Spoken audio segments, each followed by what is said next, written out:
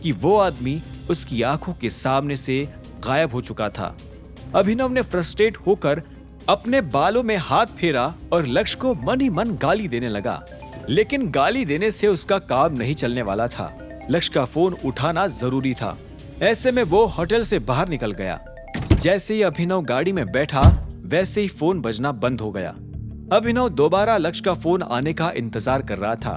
अगले ही पल लक्ष्य ने अभिनव को दोबारा फोन किया और इस बार अभिनव ने फोन उठाने में कोई देर नहीं की। हेलो लक्ष्य, कैसे हो?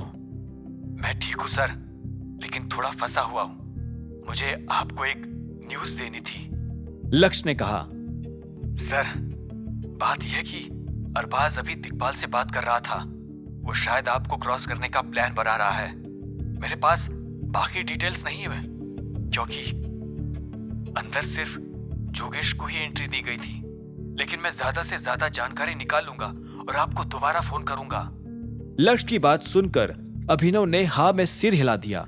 वो जानता था कि अरबाज आज नहीं तो कल ऐसा कोई कदम जरूर उठाने वाला था, लेकिन लक्ष्य ने अभिनव को ये बात बता दी थी। अभिनव को ये जानकर अच्छा लगा।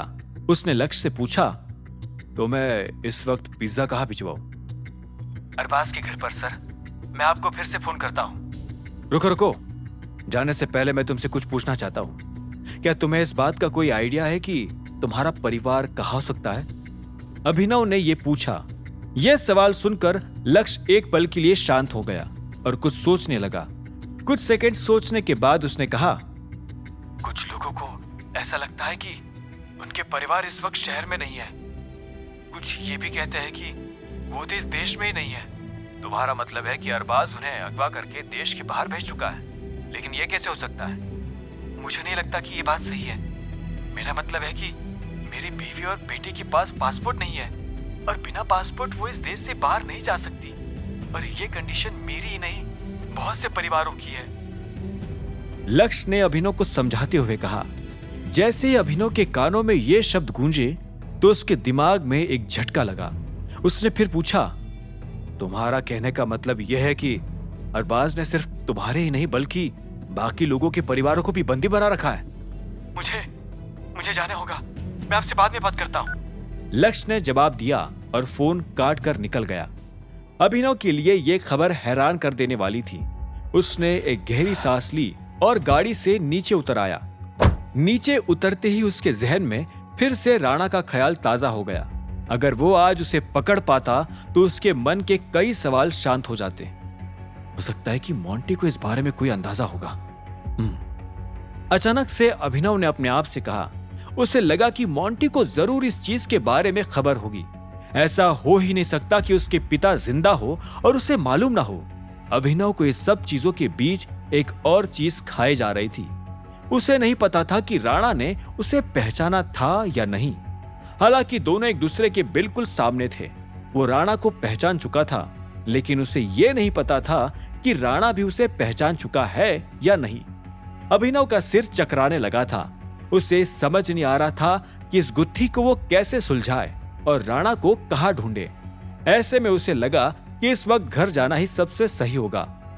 वो तुरंत होटल में अंदर गया और उसने अपने कार्ड से सब लोगों का बिल पे कर दिया। इसके बाद वो हॉल में पहुंचा और उसने मायरा को इशारे से अपने पास बुला लिया। मायरा ने अभिनव की हालत देखकर पूछा, बॉस आप कहाँ रह गए थे? सब ठीक है? मेरा सिर दुख रहा है, मुझे घर जाना चाहिए। मैंने यहाँ का बिल क्लियर कर दिया है, तुम लोग एंजॉय करो। अभिनव ने कहा। मायरा ने एक पल के लिए अभिनव को ध्यान से देखा और बोली, मैं आपके लिए कुछ लेकर आऊं?